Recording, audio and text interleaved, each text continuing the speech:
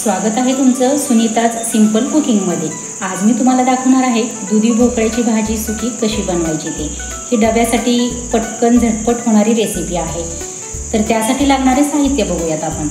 मुगाची डाळ भिजवलेली आहे थोडी, लसूण, हिरवी मिरची 3 ते 4 घेतलेले आहेत, सुक्या खोबऱ्याचे काप, कोथिंबीर व फोडणीसाठी लागेल आपल्याला तेल, मोहरी, जिरे, हळद, चवीनुसार मीठ व हिंग। चला आता आपण भोपळा चिरून घेऊया, त्याच्यावरची साल काढूया व भोपळा चिरून घेऊया। आपण यावरची आता साल काढून घेऊया। व्यवस्थितपणे त्याच्यावरची साल काढायची व स्वच्छ धुवून 3-4 वेळा स्वच्छ धुवायचा आणि मग आपण फोडणीस टाकूया। आपण आता याचे साल काढून झालेले आहे। आता आपण याचे छोटे छोटे तुकडे करून घेऊया। फार मोठे तुकडे नाही करायचे, म्हणजे ते पटकन शिजतात।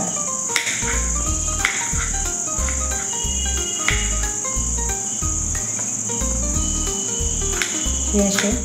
चला तर आपण हा भोपळा आता चिरून झालेला आहे, पाण्याखाली स्वच्छ धुवून घेऊया। आता आपण हिरवी मिरची, थोडेसे सुक्या खोबऱ्याचे काप व लसूण हे मिक्सरवरती थोडंसं ओबडधोबड जाडसर वाटून घेऊया। आता मी कढई गरम करायला ठेवलेली आहे।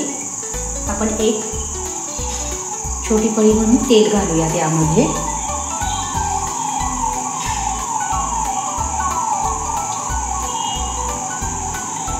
नंतर तेल गरम झाले की मोहरी 1 चमचा,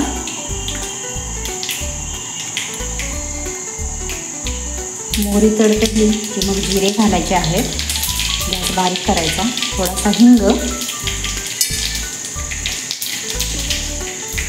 व आपण हिरवी मिरची, सुकं खोबरं याचं वाटण केलेलं होतं ते घालून घेऊया।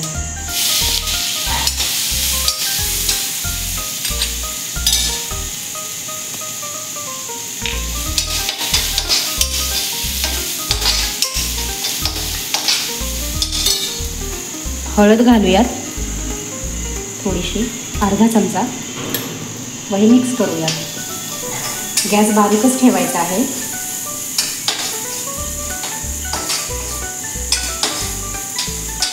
त्यामध्ये आता मी मुगाची डाळ घालून घेते।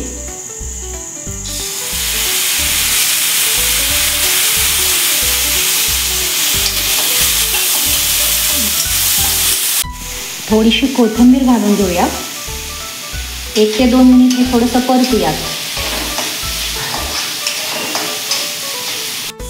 व आता हा धुतलेला भोपळा यामध्ये घालून घेऊया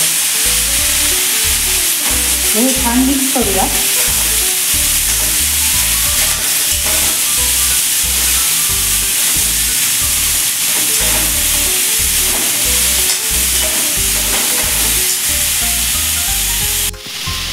व यामध्ये आता 1 ते 2 मिनिटाचं परतलं चांगलं तेलामध्ये, मसाल्यामध्ये की थोडंसं पाणी घालून घेऊया, साधारणतः अर्धा ग्लास वगैरे, कारण भोपळा शिजण्यासाठी आणि डाळ पण शिजेल त्यामध्ये चांगली। जास्त पाणी नाही घालायचं, सुकी भाजी करायची। अर्धा ग्लास वगैरे असं पाणी घालून घ्यायचं आहे। आता याला एक चांगली उकळी आली की मग यामध्ये चवीनुसार मीठ घालायचे आहे व हे मिक्स करायचे छान।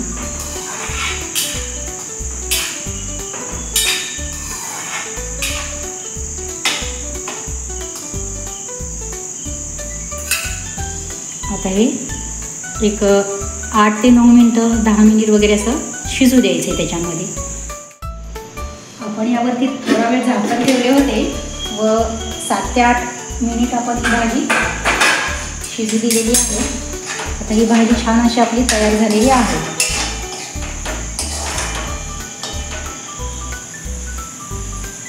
शिजलेली आहे आपली भाजी। गॅस बंद करते। आता आपण काढून घेऊया।